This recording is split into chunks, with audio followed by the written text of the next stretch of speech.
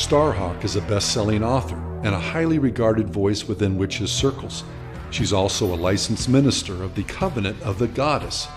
Starhawk defended abortion this way: "It is in our encounter with the mysteries of birth and death that we meet the goddess.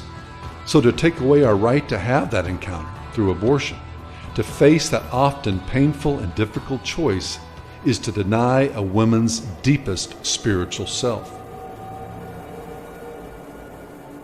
Susanna E. Budapest is a Hungarian-born witch considered to be the mother of the feminist spirituality movement in the United States.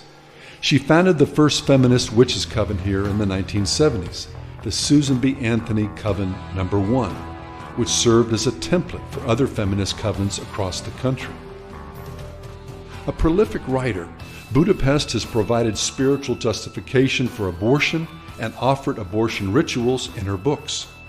In The Grandmother of Time, Budapest wrote, "Abortion is the prerogative of the Dark Mother." Dark Mother is an allusion to the life-taking aspect of a goddess that always accompanies her fertile, sensual nature. Budapest believed abortion is a woman's responsibility, making the choice of life and death as much a part of the goddess as her life-giving good nature. As one goddess-worshipping witch put it, the goddess who whets your appetite with sexual pleasure also whets the knife. Jeanette Paris is author of the books Pagan Meditations, Pagan Grace, and The Sacrament of Abortion. She's a witch who currently serves on the core faculty of the Pacific Graduate Institute in Carpinteria, California. In The Sacrament of Abortion, Paris writes, "It is morally acceptable that a woman who gives life may also destroy life. Whoever kills a fetus commits a murder," which happens to be a fascinating and sobering acknowledgement of a biblical and scientific truth. It is not immoral to choose abortion. It is simply another kind of morality, a pagan one. One can occasionally resort to abortion when it is necessary to sacrifice the fetus to a higher cause. In the book, a woman is instructed to consider the reasons behind abortion. Paris asks, to what ideal or what set of values is she sacrificing the fetus? Her repeated references to sacrifice is purposeful. Her entire book can be summed up as advocating abortion as a sacrifice to the goddess Artemis. Historically, the goddess Artemis was worshipped as a goddess of birth and a goddess of blood sacrifice. Abortion as a sacrifice to Artemis, abortion as a sacrament for the gift of life to remain pure. The post office box of an Aware Woman abortion clinic employee, Veronica Jordan, was the same mailing address for the Open Circle, the Wiccan newsletter, which recruited volunteers to work magic around the property of the abortion clinic. Why then does this newsletter recruit abortion clinic defenders and rally Wiccans for pro-abortion demonstrations? We see frequent Wiccan bumper stickers appearing on cars of abortion clinic workers. The goddess is alive and magic is afoot, and in goddess we trust.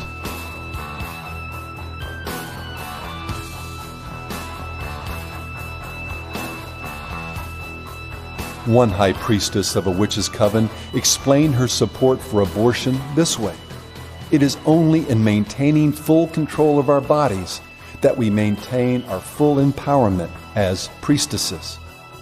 Access to abortion is truly a witch's issue." In other words, this high priestess is saying that abortion is an essential part of sexual liberation, which is an essential part of the craft. In Power of the Witch, spokeswoman for the Witches League for Public Awareness, Lori Cabot, extols the paganism of the ancient Celtic world, in which fornication, adultery, and homosexuality were normal. The mother goddess cult is presented as a joyous, playful, sensuous, peace-loving culture. Cabot describes the permutation of the mother goddess into an old crone and the horn god into a ravenous animal. Cabot's description closely mirrors the transformation of ancient deities from sensual sun gods and fertility goddesses into demons of ritual human sacrifice. Child sacrifice and abortion were practiced and were accepted as facts of everyday life, the necessary consummation of rampant sexual immorality. What we're witnessing today is a return to ancient fertility rites, when the gods and goddesses of fertility were invoked through ritual sex, and children were the accepted human sacrifice to ensure personal and communal prosperity. We're seeing a growing spiritual justification for abortion, a thinly veiled cover for ritual child sacrifice. I'm Abigail Seidman, and my mother worked at an abortion clinic in Ohio from when I was 11 to when I was about 17. The staff there frequently wore, Wiccan-style jewelry or clothing in the, Wiccan, sort of witchy-style clothing. The Wicca-style jewelry, goddess jewelry, that kind of thing. Most of the clinic workers wore some kind of goddess symbol or Wicca symbolic jewelry, moons and stars kind of things. Goddesses, Labrys, which is a double-headed axe, which is a symbol of lesbianism. That was a common thing that was worn. But as far as I know, the circle, the coven or circle or whatever was the abortion clinic. That was the group. They did ceremonies together as a group. There was one woman who annually got pregnant every spring and had an abortion every fall. That was a big sort of ritual thing that they all did. That's the first I heard about it. As I remember asking my mother, why is she getting pregnant on purpose if she doesn't want to have a baby? And, why is she waiting to have an abortion until fairly late? And why does she do this every year? And my mother kind of didn't want to give me the full answers about those. And a lot of it was, you'll find out when you're older someday. When you've had an abortion, you can understand. A lot of people think the same thing I thought when I was 11 and saw occult jewelry on people. Oh, that's weird jewelry, or that's a pretty thing, or whatever. Learn what these symbols mean. Learn what if someone mentions the name of a goddess on something, learn who that goddess is and what she's associated with. That's the best that's the best thing I can say as far as evidence. There were statues all over the clinic that I now recognize as being Ashtaroth, or there were dragons. Dragon symbology is very common. If you see this kind of stuff, that's the evidence. That's the only smoking gun I can give you, is find out. You have to educate yourself and then draw your own conclusions from the evidence. Tiamat was sort of a Mother Earth type deity, but with a twist. She was the great dragon who the Babylonians said had created the universe, and then Marduk, the god of the sun and the light, killed her and used her body and blood to create the earth and all the life on it. And what I overheard in bits of conversation or had explained to me was that by stealing blood from men, we were stealing men's power back by killing their children.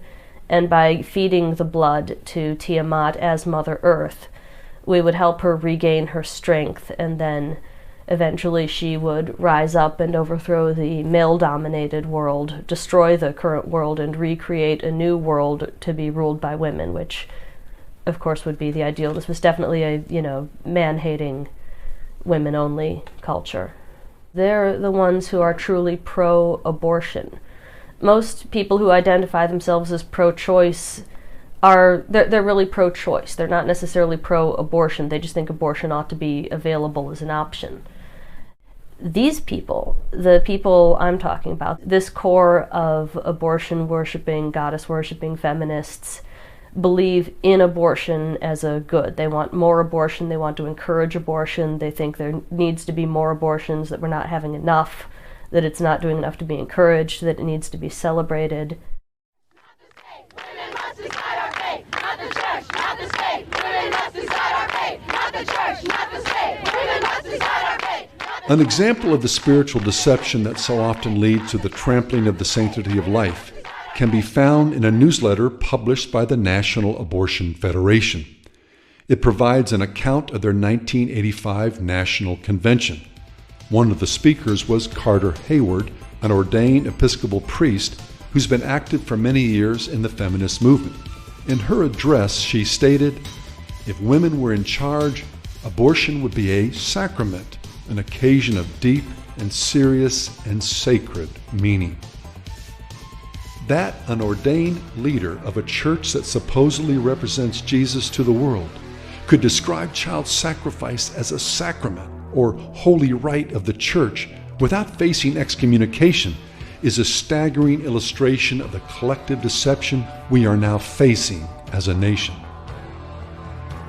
Several other examples are found in the December 1985 issue of Ms. Magazine, the undisputed leader of feminist publications. This particular issue was completely dedicated to exploring the new emerging spirituality in modern feminism. Much space was given to goddess worship, or adulation of the various demons associated with child sacrifice, including Isis and Aphrodite. The central article in this issue of Ms. is filled with testimonies showing the gross deception that has already taken captive much of our nation, men and women alike. The feminist spirituality movement began to emerge in the 1970s and has become one of the largest sub-movements within feminism. It's amorphous, blending in a surprisingly smooth amalgam of radical feminism, pacifism, witchcraft, Eastern mysticism, goddess worship, animism, psychic healing, and a variety of practices normally associated with fortune-telling. It exists nationwide and takes the form of large day-long workshops, small meditation groups, and even covens that meet to work spells and do rituals under the full moon. But to the women in feminist spirituality, witchcraft had an even more fundamental meaning. It's a women's religion, vilified by patriarchal Christianity and now finally reclaimed. Today, we have given the demons of human sacrifice new names. Career, convenience, money, lust, self. But beyond this, we have come full circle. Today's rationalism has given way to a new feminist spirituality that honors these same demons, actually calling them by their proper biblical and historical names.